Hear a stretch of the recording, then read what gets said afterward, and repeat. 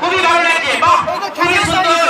দুটো নৌকা পাশাপাশি এসেছে, শান্তিপূর্ণ ভাবে এসেছে, নিয়ম শৃঙ্খলা বজায় রেখে দুটো লোক এসেছে, শান্তিপূর্ণ পরিবেশে দুটো নৌকা খেলেছে। কিন্তু দুটো নৌকাকে ধন্যবাদ, দুটো নৌকাকে জানাই অসংখ্য ধন্যবাদ। আমরা দেখছি ফিনিশিং পয়েন্টের দিকে একটা নৌকা প্রায় পৌঁছে গেছে। আমরা অপেক্ষা করছি, বিচারক মন্ডলী ওখানে আছে, ওখানে রায় দিলে আমরা রায় ঘোষণা করবো।